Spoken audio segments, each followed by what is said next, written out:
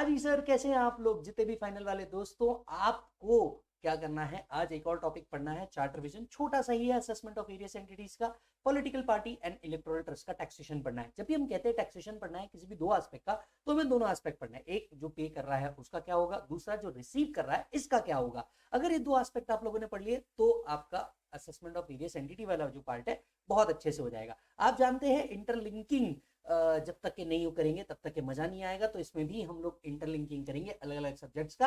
आपकी रिस्पॉन्सिबिलिटी है वो जो सब्सक्राइब बटन दिख रहा है उसको हिट करके जाना और इन ऑडियो रिविजन का पूरा मजा लेना, चार्ट रिविजन का पूरा मजा लेना। आप ये चार्ट्स ekatwamacademy.com से ले सकते हैं या हमारे जितने सेंटर पार्टनर्स है हर जगह से ले सकते हैं। चलिए स्टार्ट करते हैं। Political party electoral trust. मन में बहुत बार आता होगा कि यार ये पॉलिटिकल पार्टी की जो इनकम होती है ये दूसरों से तो टैक्स लेते ही लेते हैं, पर क्या ये टैक्स देते होंगे? चलिए आज इसे अनवील करते हैं। अज्यूम कीजिए एकत्वम लिमिटेड अगर कंट्रीब्यूट कर रहा है पॉलिटिकल पार्टी को। सबसे पहले देने वाले की बात कर लेते हैं। सो अगर एकत्वम लिमिटेड क्या करता है, पॉलिटिकल पार्टी को कंट्रीब्यूट करता है, क्या होता होगा इसका? सबसे पहली एडजस्टमेंट मैं आपको बताता हूं। क्या पीजीबीपी कंप्यूट करते वक्त एकत्वम लिमिटेड को कोई डिडक्शन मिलता है? The answer is no.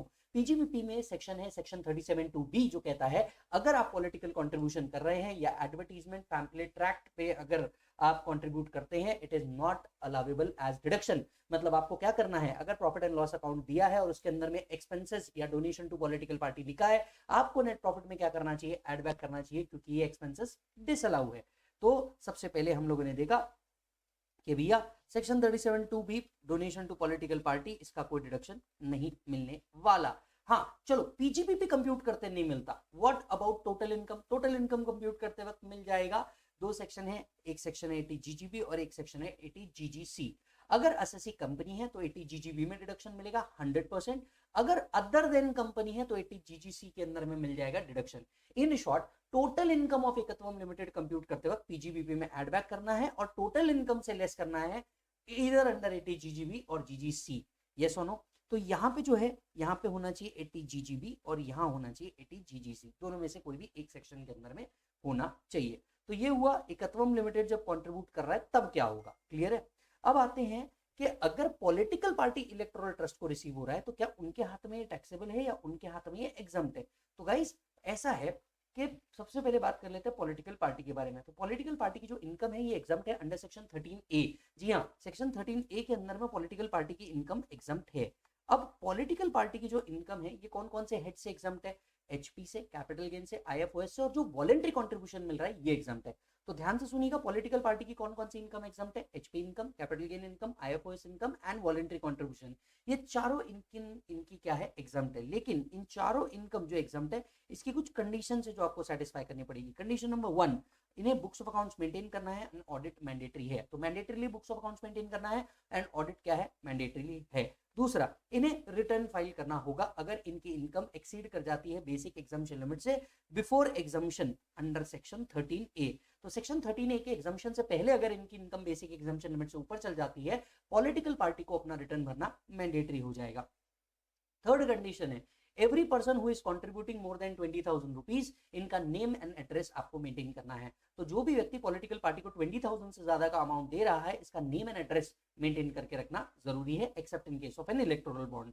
चौथा, अगर कोई भी वॉलेंट्री कंट्रीब्यूशन दे रहा है exceeding 2,000 rupees, it must be by account, payee cheque, draft, ECS या other electronic mode. Are you getting the point? यानी कुल मिला के एक बात जो हमें समझनी है, सैलरी इनकम पॉलिटिकल पार्टी को आ नहीं सकता। तो भैया अगर ये कंडीशन सेटिस्फाई नहीं हुई, all income of political party will be taxable. Otherwise ये सारी कंडीशन अगर सेटिस्फाई होती है तो सिर्फ पीजीबीपी इनकम ही ऐसी रहेगी जो पॉलिटिकल पार्टी के हाथ में टैक्सेबल होगी। Are you getting the point?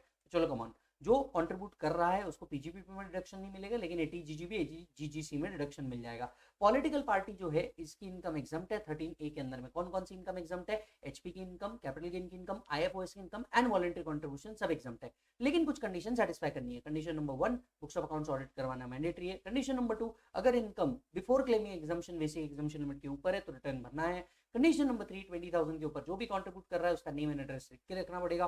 Condition number 4, 2,000 रुपए के ऊपर कोई भी कंट्रीब्यूट कर रहा है, it must be by account, payee cheque, draft, ECS या other electronic mode only. Yes और नो? अच्छा, कुछ और भी कंडीशन है। पहला, जो ट्रेजरर है पॉलिटिकल पार्टी का, इसको पीपल रिप्रेजेंटेशन एक्ट के अंदर में अपनी एक रिपोर्ट सबमिट करनी होगी। तो जो भी ट्रेजरर है पॉलिटिकल पार्टी का, इन्हें एक रिपोर्ट भी सबमिट करनी होगी, राइट। और अगर आपने ये रिपोर्ट सबमिट नहीं करी तो ऐसे केस में इसे नॉन कंप्लायंस मान करके पॉलिटिकल पार्टी को जो एग्जाम्पशन मिल रहा है वो विड्रॉ हो जाएगा। यस, अच्छा जी। सो पॉलिटिकल पार्टी को रिटर्न जो भरना है ये कब तक के भरना है? ऑन और before the due date under section 139(1), यहीं तक के उनको सबमिट करना है। डन है मालिक? तो ये था पॉलिटिकल पार्टी के बारे में। अब आते हैं इलेक्टोरल ट्रस्ट के बारे में। इलेक्टोरल ट्रस्ट का क्या होगा? देखिए, इलेक्टोरल ट्रस्ट जो है इनकी इनकम एग्जाम्प्ट है अंडर सेक्शन 13B। अब इनकी कौन सी इनकम एग्जाम्प्ट है? Only the voluntary contribution receive by electoral trust is exempt. I repeat, only the voluntary contribution received by electoral trust is exempt. तो electoral trust की सारी income exempt नहीं है, सिर्फ जितनी वॉलेंट्री कॉन्ट्रीब्यूशन से आ रही है ये एग्जाम्प्ट है। लेकिन, है ना, इन्हें भी कुछ दो कंडीशन का सेटिस्फेक्शन करना होगा।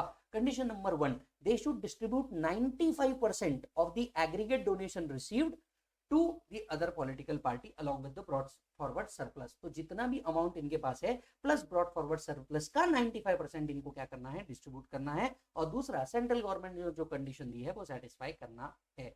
Yes, chapter is over.